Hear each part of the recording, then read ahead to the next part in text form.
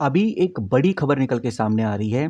ये जो waste Asia है, इसकी जंग अब हमारे पड़ोस यानी कि इंडियन ओशियन तक पहुंच गई है, जिसका इम्पैक्ट हमें मझगांव डॉक शिप बिल्डर में देखने को मिल रहा है, गार्डन रिच शिप बिल्डर में देखने को मिल रहा है, कोचिंग शिपयार्ड में भी देखने को मिल रहा है।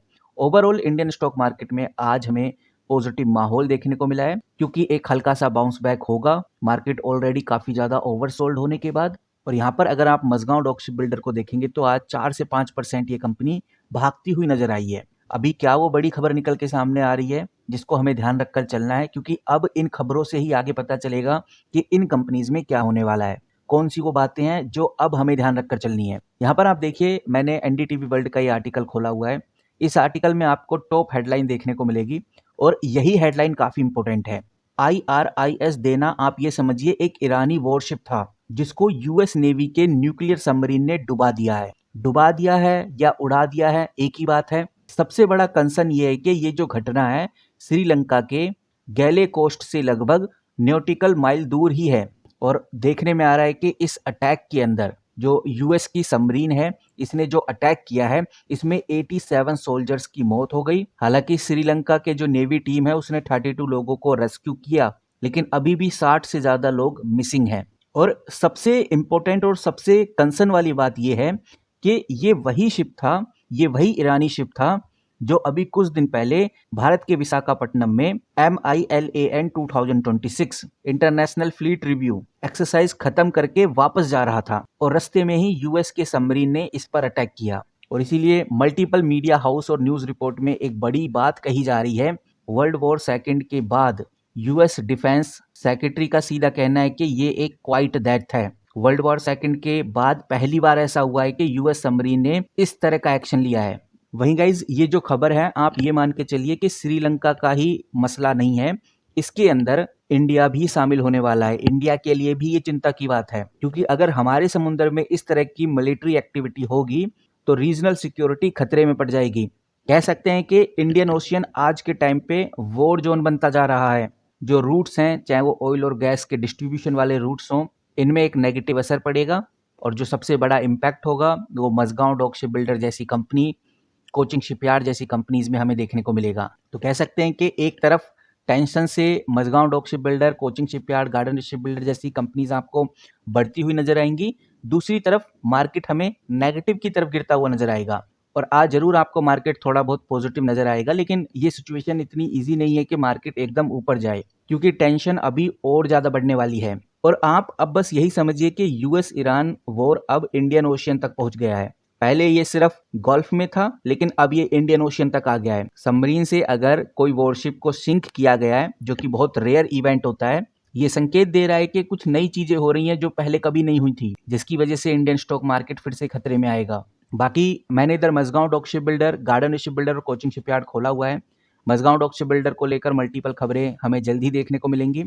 ऊपर से मझगांव डॉक शिप बिल्डर में तेजी आने के पीछे का रीजन ये भी है, बिकॉज अगर आप इस कंपनी का पीई देखेंगे तो 38 है। ये मझगांव डॉक शिप बिल्डर का पीई है। अब इसको कंपेयर करने के लिए अगर हम गार्डन शिप बिल्डर का पीई चेकआउट करते हैं तो 39 है, जो क्लियरली नजर आता है कि मझगांव डॉक शिप बिल्डर इससे काफी सस्ते प्राइस पे मिल रहा है। कोचिंग शिपयार्ड के केस में भी बिल्कुल सेम है, कोचिंग शिपयार्ड का पीई 52 चला गया है। तो यही रीजन है कि मझगांव डॉक शिप बिल्डर में तेजी इसलिए आ रही है, एक तो पीई इस कंपनी का काफी कम है दूसरी कंपनी के मुकाबले, दूसरा Mazagon Dock Ship Builder Indian submarine के लिए काफी ज्यादा जानी जाती है। जब भी सबमरीन को लेकर कोई खबर आएगी तो मझगांव डॉक शिप बिल्डर में उसकी हलचल हमें देखने को मिलने वाली है। वहीं अगर हालात की बात करें तो आज जरूर आपको 4.46% के आसपास ये आपको भागता हुआ नजर आ रहा है, बट अगर आप 5 दिन का रिकॉर्ड उठाकर देखेंगे तो 1.22% की ग्रोथ और पूरे एक महीने में मझगांव डॉक शिप बिल्डर 5 से 6% नीचे गिरा है। वहीं 6 महीने का रिकॉर्ड देखेंगे तो 15% का डाउनफॉल, और अगर आप YTD उठाकर देखते हैं तो 8.52% का डाउनफॉल आपको देखने को मिलेगा। पूरे एक साल में मझगांव डॉक शिप बिल्डर, आप स्क्रीन पे देख सकते हैं, कोई खास परफॉर्मेंस में नहीं रहा। तो कहने का मतलब ये है, अगर सिचुएशन क्रिटिकल होती है, जियोपॉलिटिकल टेंशन और ज्यादा बढ़ती है, तो मझगांव डॉक शिप बिल्डर में हमें ग्रोथ देखने को मिलने वाली है। बाकी अगर मार्केट अच्छा परफॉर्म करती है, हालांकि करने के चांसेस बहुत कम है, लेकिन अगर करती है तो मझगांव डॉक शिप बिल्डर में आपको तेजी देखने को मिलेगी।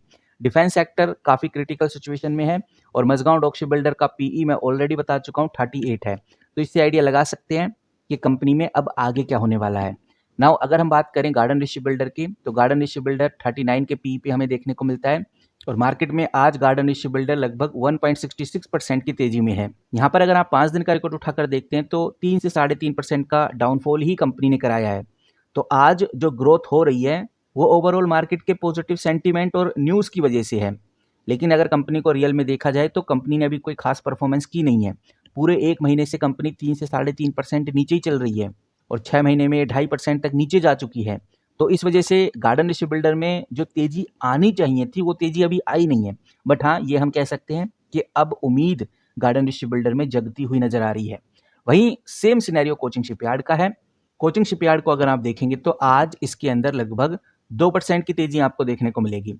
बट ये तेजी बहुत कम है बिकॉज 5 दिन में ये 3 से 3.5% तक नीचे जा चुकी है और पूरे 1 महीने में लगभग 4% का डाउनफॉल कंपनी ने किया है। 6 महीने में 13% का लॉस और पूरे 1 साल में कोई खास ग्रोथ कंपनी ने नहीं की है, सिर्फ 12% ये कंपनी बढ़ी है।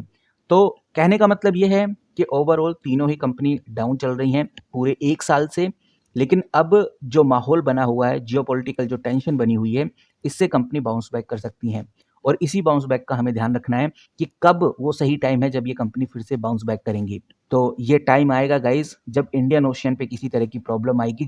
जैसे खबरों में धीरे धीरे ये चीज़ें फैल रही हैं, स्प्रेड आउट हो रही हैं, तो इन कंपनीज के ऊपर नज़र रखना अब और भी ज़्यादा इंपॉर्टेंट हो गया है। वहीं अगर मैं मनी कंट्रोल पे चलूँ तो मैंने यहाँ पर मजगांव डॉक शिप बिल्डर खोला हुआ है। मैं थोड़ा सा नीचे चलूंगा तो मुझे एक इंपॉर्टेंट डेटा देखने को मिलता है। ये डेटा है वॉल्यूम एनालिसिस का। वॉल्यूम एनालिसिस में टुडे में आज आप देखिए अच्छा खासा वॉल्यूम ट्रेड हुआ है। इसका मतलब आप समझिए कि जहां कंपनी 10-10 लाख का वॉल्यूम करती थी वहां कंपनी ने आज सीधा 23 लाख का वॉल्यूम ट्रेड किया है। वॉल्यूम मतलब कि लोगों का इंटरेस्ट फिर से जगना, और वो चीज़ आज मजगांव डॉक शिप बिल्डर में हमें देखने को मिल रही है। यानी कि लोग समझ चुके हैं कि अब सही टाइम है एंट्री लेने का। अब अगर हम सेम सिनेरियो कोचिंग शिपयार्ड के साथ देखें तो यहाँ पर आप देखिए मैंने कोचिंग शिपयार्ड खोला हुआ है। मैं थोड़ा सा नीचे चलूंगा तो मुझे देखने को मिलेगा वॉल्यूम।